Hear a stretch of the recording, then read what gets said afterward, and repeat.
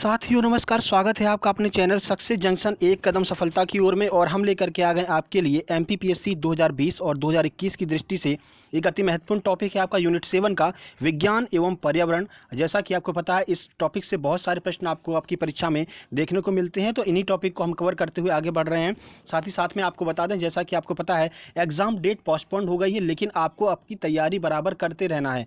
वही पर्सन इसमें पीछे रह जाएगा जिसने अपनी तैयारी यहाँ पर ब्रेक कर दी, क्योंकि जैसा कि आपको पता है कंपटीशन अब और बढ़ जाएगा। 2019 वाले जिनका पेपर मेंस का ज़्यादा अच्छा नहीं गया है वो भी अब प्री की तैयारी करना स्टार्ट कर देंगे। ठीक है, तो आप लोगों के लिए प्लस पॉइंट यही है कि आप पहले से प्री की तैयारी करते हुए आ रहे हैं और उनको शुरू से तैयारी करनी पड़ेगी। ठीक है, तो इसलिए आपको अपनी प्रैक्टिस बराबर करते रहना है। जितना भी वीडियो हम आपके लिए ऑब्जेक्टिव लेकर के आए हैं उन सब वीडियो को बार बार आप प्रैक्टिस कीजिए, आपके लिए बहुत ज़्यादा फायदा होगा। साथ ही साथ में कुछ यूनिट्स आपकी जैसे रह गई हैं, जैसे भारतीय इतिहास की बात करते हैं, एमपी की बात करते हैं, इन सब के ऑब्जेक्टिव हम आपके लिए नहीं लेकर के आ पाए हैं, तो अब समय मिल गया है हम इनके भी ऑब्जेक्टिव आपके लिए लेकर के आएंगे। और जैसा कि आपको पता है हम क्वालिटी वाले ऑब्जेक्टिव आपको प्रोवाइड करते हैं, यानी कि हर एक प्रश्न के बारे में डिटेल में हम आपको जानकारी देते हैं, जिससे कि आप कथन वाले जो प्रश्न होते हैं उनको भी बड़ी आसानी से सॉल्व कर सकें।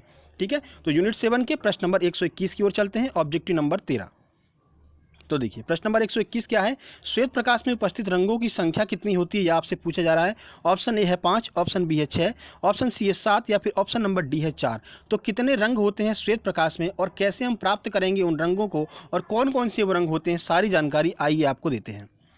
सही आंसर है सी, यानी कि 7 रंग होते हैं श्वेत प्रकाश के अंदर। सर 7 रंग कैसे होते हैं, हमको तो केवल श्वेत रंग दिखाई देता है। तो आइए आपको बताते हैं कैसे उन 7 रंगों को प्राप्त किया जा सकता है। तो देखिए श्वेत प्रकाश में उपस्थित रंगों की संख्या 7 होती है। कांच के एक प्रिज्म से गुजरने पर श्वेत प्रकाश अपवर्तित होकर श्वेत पर्दे पर जब गिरता है तो 7 रंगों में विभक्त हो जाता है। ठीक है, तो पर्दे पर प्रकाश के स्थान पर इंद्रधनुष के समान 7 रंगों की पट्टी दिखाई देती है। इस पट्टी को श्वेत प्रकाश का स्पेक्ट्रम कहते हैं। प्राप्त होने वाले 7 रंगों का क्रम क्या होता है, तो क्रम आपको याद रखना है, क्योंकि परीक्षाओं में क्रम से प्रश्न पूछ लिया जाता है। तो नीचे से अगर क्रम देखेंगे तो बैगनी, जामुनी, नीला, हरा, पीला, नारंगी और लाल, ये 7 रंग हमको प्राप्त होते हैं स्पेक्ट्रम में। याद कैसे रखेंगे, तो बैजानी, हपी, नाला, ऐसे आप याद कर सकते हैं इन 7 रंगों को। ठीक है, तो कैसे प्राप्त किया जाता है 7 रंग, आपको समझ में आ गया। जब प्रिज्म से एक श्वेत प्रकाश की किरण गुजारेंगे तो वो अपने 7 रंगों में विभक्त हो जाएगी और सामने पर्दे पर हमको 7 रंग प्राप्त होंगे, जिनका क्रम इस प्रकार होगा, बैजानी, हपी, नाला। क्रम हमने आपको बता दिया, आप आसानी से याद कर सकते हैं। चलिए अगले प्रश्न की ओर चलते हैं। प्रश्न नंबर 122, आंख में वह पटल जिस पर छवि बनती है उसको क्या कहते हैं, जहां पर आपका प्रतिबिंब बनता है उसे क्या कहते हैं, यह पूछा जा रहा है आंख के अंदर। ऑप्शन ए है लेंस, ऑप्शन बी है श्वेत पटल, ऑप्शन सी है दृष्टि पटल जिसे रेटिना भी कहते हैं, ऑप्शन डी है आइरिस। तो कहां पर प्रतिबिंब बनता है, आइए देखते हैं। सही आंसर है सी, यानी कि दृष्टि पटल यानी रेटिना पर प्रतिबिंब बनता है आंख के अंदर। आइए आपको पूरी जानकारी देते हैं इस प्रश्न के बारे में। तो देखिए आंखों में छवि रेटिना पर बनती है। यह आंखों का पिछला काला पर्दानुमा संरचना है। तो आंखों के पीछे काली एक पर्दानुमा संरचना होती है जिसे रेटिना कहते हैं, जिस पर लेंस में से होकर जाने वाला प्रकाश फोकस होता है, क्योंकि जो लेंस से प्रकाश जाता है वो रेटिना पर गिरता है। रेटिना में लाखों की संख्या में क्या होते हैं, प्रकाश संवेदी कोशिकाएं, शंकु और शलाका पाए जाते हैं। बहुत बार यह प्रश्न पूछा गया है कि शंकु और शलाका कहाँ पाए जाते हैं, लोग कंफ्यूज हो जाते हैं कि शंकु और शलाका आंख में कहाँ से पाए जाएंगे। तो आंख तो आंसर लगाते ही नहीं है लोग, तो आपको याद रखना है आंखों में ही, रेटिना में ही शंकु और शलाका पाए जाते हैं, जो कि वस्तु की आकृति, आकार, स्थिति एवं रंग का आभास कराते हैं। तो प्रश्न यहाँ पर एक और बनता है कि वस्तु की आकृति, आकार, रंग का आभास हमें किसके माध्यम से होता है, तो रेटिना के अंदर जो शंकु और शलाका उपस्थित होते हैं उनकी सहायता से हमें वस्तु की आकार, आकृति एवं स्थिति का आभास होता है। चलिए अगले प्रश्न नंबर 123 की ओर चलते हैं। तो देखिए प्रश्न नंबर 123, मटके के अंदर संरक्षित जल ठंडा होता है क्यों, यह भी प्रश्न कई बार परीक्षाओं में पूछा गया है। ऑप्शन ए है छोटे छिद्रों से जल वाष्पित हो जाता है, ऑप्शन बी है मटका ऊष्मा का अच्छा विकिरण करता है, ऑप्शन सी है मटका जल की ऊष्मा को अवशोषित कर लेता है, ऑप्शन डी है मटके की ऊष्मा धारण क्षमता अधिक होती है। आइए इसका आंसर देखते हैं, फिर आपको बताते हैं इस प्रश्न के बारे में कुछ जानकारी। सही आंसर ए, यानी कि छोटे छिद्रों से जल वाष्पित हो जाता है। देखिए कैसे वाष्पित होता है जल, आइए बताते हैं।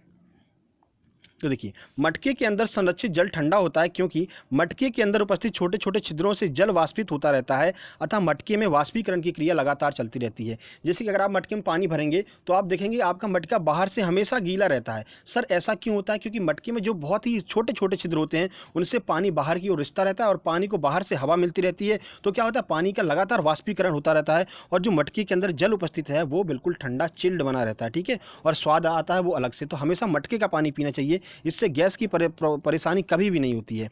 चलिए आगे बढ़ते हैं प्रश्न नंबर 124 की ओर। और सारे वीडियो लगातार आपके लिए आ रहे हैं। जैसा कि आपको पता है यूनिट 8 का सुबह वीडियो हम 360 डिग्री करंट अफेयर्स के नाम से लेकर के आते हैं, जिसमें एमपी के करंट अफेयर और स्पोर्ट्स के जो भी प्रश्न बनते हैं, राष्ट्रीय और अंतर्राष्ट्रीय घटना संग्रह जो भी होते हैं, आपके लिए हम सुबह लेकर के आते हैं 7:45 पर। वो वीडियो आपके लिए बहुत ज़्यादा महत्वपूर्ण है क्योंकि यूनिट 8 के अब जो प्रश्न बनेंगे आपके लिए वो मई तक के करंट अफेयर पूछे जाएंगे, जैसा कि आपका जून में एग्जाम है। अभी तक जो प्रश्न पत्र बने थे वहाँ पर आपसे ज़्यादा से ज़्यादा जनवरी तक प्रश्न पूछे जाते, लेकिन क्योंकि आपका एग्जाम जून में है तो आपसे मई तक का करंट अफेयर अब पूछा जाएगा। तो डेली करंट अफेयर हम आपके लिए स्पेशल लेकर के आते हैं।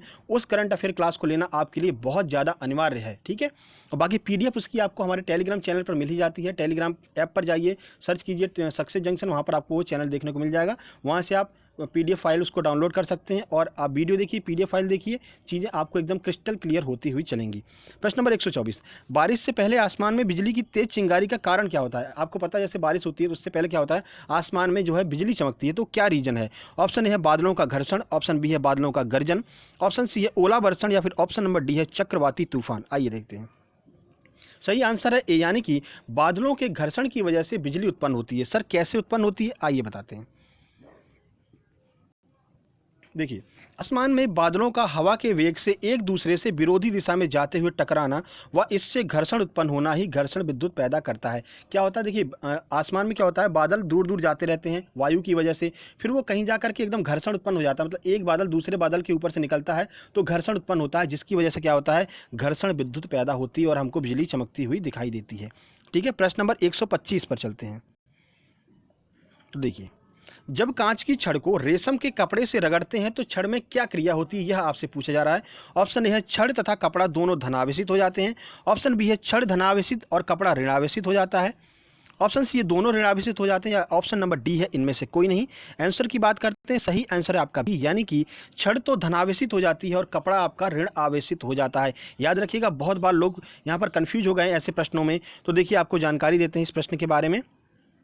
तो देखिए, जब कांच की छड़ रेशम के कपड़े से रगड़ा जाता है तो छड़ जो है वो धन आवेशित हो जाती है और कपड़ा क्या हो जाता है, कपड़ा ऋण आवेशित हो जाता है। आपको ये याद रखना है, यही क्रिया होती है जब आपकी जो है कांच की छड़ को बिल्ली के खाल से जब रगड़ा जाता है तो यही क्रिया होती है। क्या होता है, छड़ धनावेशित और बिल्ली की जो खाल है वो ऋण आवेशित हो जाती है। याद रखिएगा, बहुत महत्वपूर्ण यह प्रश्न है, एनटीपीसी में भी पूछा जा चुका है। प्रश्न नंबर 126 की ओर चलते हैं। दिए गए उदाहरण में से कौन सा द्रव्य नहीं है? देखिए यहाँ पर क्या बोला जा रहा है आपसे, द्रव्य नहीं है। द्रव्य और द्रव दोनों में बहुत फर्क होता है, आइए बताते हैं। ऑप्शन ए है हवा, ऑप्शन बी है मृदा, ऑप्शन सी है प्रकाश, ऑप्शन डी है जल। आइए देखते हैं। सही आंसर है सी, यानी कि जो प्रकाश होता है वह द्रव्य नहीं है। पहले आपको द्रव और द्रव्य में अंतर बता देते हैं। देखिए, तो द्रव्य क्या होता है, द्रव्य एक ऐसी चीज होती है जिसका आयतन और घनत्व होता है, वो क्या कहलाती है, वो द्रव्य कहलाती है। ठीक है, और द्रव का क्या होता है, तो द्रव को तरल पदार्थ जो होते हैं उन्हें द्रव कहा जाता है। द्रव और द्रव्य में यही अंतर होता है, तरल पदार्थों को द्रव कहा जाता है और द्रव्य की परिभाषा क्या हो जाएगी, तो द्रव्य में आपका तीनों आ जाता है, ठोस, द्रव और गैस, ये तीनों आपकी द्रव्य में आ जाती है। ठीक है, उम्मीद करते हैं कन्फ्यूजन क्लियर हो गया होगा और आपको क्लियर करते हैं। देखिए, प्रकाश कोई द्रव्य नहीं है, क्यों, क्योंकि इसका कोई द्रव्यमान, आयतन या घनत्व नहीं होता है, जबकि हवा, मृत तथा जल का द्रव्यमान, आयतन और घनत्व होता है। आप कहेंगे सर हवा का कौन सा द्रव्यमान होता है, कौन सा घनत्व होता है, तो जब आप हवा को अगर गुब्बारे के अंदर भर देंगे तो उसका एक आकार मिल जाता है उसको। ठीक है, तो वह इसी वजह से क्या होता है कि जो आपकी हवा है वो भी आपका द्रव्य में काउंट होता है। प्रकाश को अगर आप गुब्बारे के अंदर भर दो, चाहे जहां भर दो, उसकी वजह से उसको कोई आकार नहीं मिलने वाला है। ठीक है, मिट्टी तो आप जानते हैं, मिट्टी किसी भी आकार में ढाला जा सकता है, तो सीधे दिमाग में ये रखिए कि द्रव्य उन पदार्थों को कहते हैं जिनको किसी भी आकार में ढाला जा सकता है। ठीक है, चलिए आगे बढ़ते हैं। 127, जल में रखी किशमिश कुछ समय बाद फूल जाती है, क्यों? वीडियो आपको पसंद आ रहा हो तो भाई वीडियो को लाइक करते हुए जरूर चलिएगा और कमेंट बॉक्स में लिखिए कि ये चीज़ें आपको समझ में आ रही हैं कि नहीं, जो हम समझाने का आपको प्रयास कर रहे हैं। ऑप्शन ए है बाह्य परासरण की वजह से, ऑप्शन बी है अंतः परासरण की वजह से, ऑप्शन सी है जीव द्रव्य कुंचन की वजह से, ऑप्शन डी है विसरण की वजह से। आइए आंसर देखते हैं। सही आंसर है बी, यानी कि अंतः परासरण की वजह से जल में रखी किशमिश कुछ समय बाद जो है वो फूल जाती है। देखिए, तो अंतः परासरण की क्रिया में पानी अथवा विलायक के अणु बाहर के माध्यम से कोशिका के अंदर प्रवेश करते हैं, जिससे कोशिका फूल जाती है। सेम यही काम किशमिश के द्वारा होता है। किशमिश को जब आप जल में रख देते हैं तो जो जल के अणु होते हैं वो बाहर से किशमिश की कोशिकाओं में प्रवेश करते हैं और कुछ समय बाद कोशिकाएं उसकी किशमिश की फूल जाती हैं और हमको किशमिश फूली हुई प्राप्त होती है। क्योंकि जब जल के अणु अंदर जाएंगे तो उनको स्थान चाहिए तो वो कोशिकाओं को अपना स्थान कोशिकाओं में घेरते हैं और कोशिकाएं फूलती चली जाती हैं। चलिए प्रश्न नंबर 128 की ओर चलते हैं। तो राइबोफ्लोविन की कमी के कारण कौन सा रोग होता है? अब इस प्रश्न को आप तब सॉल्व कर सकते हैं जब आपको राइबोफ्लोविन का रासायनिक नाम, मतलब कौन से विटामिन का नाम राइबोफ्लोविन होता है, ये पता होगा। चलिए देखते हैं, फिर आपको पूरी जानकारी देते हैं। ऑप्शन ए है स्कर्वी, ऑप्शन बी है पेलाग्रा, ऑप्शन सी है बेरीबेरी, ऑप्शन डी है किलोसिस। आइए आंसर की बात करते हैं। सही आंसर डी, यानी कि किलोसिस रोग हो जाता है राइबोफ्लोविन की वजह से। देखिए, तो विटामिन B2 का रासायनिक नाम राइबोफ्लोविन होता है। अब ये देखिए, राइबोफ्लोविन प्राप्त कहाँ से होता है? तो यकृत, वृक्ष, दूध, अंडा, गेहूं, चना, दाल, पालक आदि में जो है राइबोफ्लोविन पाया जाता है। ठीक है, तो राइबोफ्लोविन यानी विटामिन B2। अब देखिए, इसकी कमी से मानव दुर्बल और वृद्ध दिखाई देने लगता है। इसकी कमी होने पर किलोसिस रोग हो जाता है। अब किलोसिस रोग की पहचान कैसे होती है? तो होठों का सूजना एवं फटना जो है वो किलोसिस रोग की पहचान होती है। ठीक है, चलिए आगे बढ़ते हैं प्रश्न नंबर 129 की ओर। तो देखिए, गलगंड जिसे घेंगा कहते हैं एक रोग मूलक स्थिति है जो निम्नलिखित में से किससे संबंधित है? किसकी वजह से घेंगा रोग हो जाता है? सीधे सीधे आपसे यह प्रश्न पूछा जा रहा है। ऑप्शन ए है प्रोजेस्टेरॉन, ऑप्शन बी है ग्लूकागॉन, ऑप्शन सी है थायरोक्सिन, ऑप्शन डी है टेस्टोरोन। आइए देखते हैं सही आंसर। सही आंसर है, यानी कि थायरोक्सिन की वजह से घेंगा या फिर गलगंड रोग हो जाता है। आइए पूरी जानकारी आपको देते हैं। जी, गलगंड या घेंगा एक रोग मूलक स्थिति है जो थायरोक्सिन से संबंधित है। यह एक प्रकार का हार्मोन होता है। थायराइड ग्रंथि थायरोक्सिन हार्मोन का निर्माण करती है। तो थायरोक्सिन क्या है? तो एक प्रकार का हार्मोन है। कहाँ से निर्माण किया जाता है? तो थायराइड जो ग्रंथि होती है वो थायरोक्सिन हार्मोन का निर्माण करती है और इसकी कमी से क्या होता है कि घेंगा रोग हो जाता है, गला एकदम सूज जाता है। ठीक है, चलिए आगे बढ़ते हैं प्रश्न नंबर 130 की ओर। तो देखिए, निम्नलिखित में से कौन शरीर के ताप को कम करती है? ठीक है, ऑप्शन ए है एस्पिरिन, ऑप्शन बी है क्लोरोक्विन, ऑप्शन सी है क्विनैन, ऑप्शन डी है नार्कोटिक।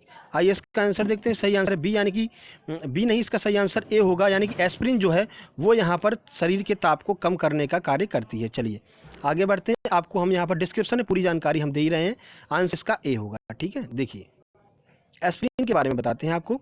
तो एस्पिरिन शरीर के ताप को कम करती है। शरीर का ताप अधिक हो जाने पर लिए जाने वाला जो रसायन है वो क्या कहलाता है? एस्पिरिन कहलाता है। यह शरीर के केंद्रीय संवहन तंत्र पर प्रभाव डालता है, इसलिए इसका उपयोग तीव्र ज्वरनाशी के रूप में किया जाता है, जैसे कि पैरासीटामोल। अगर आप मेडिकल पर जाते हैं, आपको फीवर है, तो आप क्या कहेंगे? सर एक पैरासीटामोल दे दीजिए। तो पैरासीटामोल जो होता है उसमें एस्पिरिन रहती है और एस्पिरिन क्या होती है? तीव्र ज्वरनाशी का कार्य करती है। ठीक है, तो चलिए ये जो आपको पीडीएफ है, ये पीडीएफ आपको टेलीग्राम चैनल पर मिल जाएगी। टेलीग्राम चैनल जरूर ज्वाइन कर लीजिएगा, लिंक डिस्क्रिप्शन बॉक्स में दी गई है। बाकी आप अगर लिंक से नहीं पहुंच पाते हैं तो सर्च भी कर सकते हैं टेलीग्राम ऐप पर जाकर के सक्सेस जंक्शन। ये वीडियो पसंद आई हो तो वीडियो को लाइक कीजिए, दोस्तों के पास शेयर कीजिए, चैनल को सब्सक्राइब करके नोटिफिकेशन बेल जरूर दबा लीजिए, क्योंकि जब तक आपका एमपीपीएससी का एग्जाम नहीं आ जाता तब तक आपको प्रैक्टिस के लिए सारी चीज़ें यहीं पर मिलती रहेंगी। अब आपके लिए हम इतिहास, अर्थशास्त्र, इकोनॉमिक्स, जो भी चीज़ें आपकी रह गई हैं, एमपी रह गई है, उन सारी वीडियो हम आपके लिए लेकर के आने वाले हैं।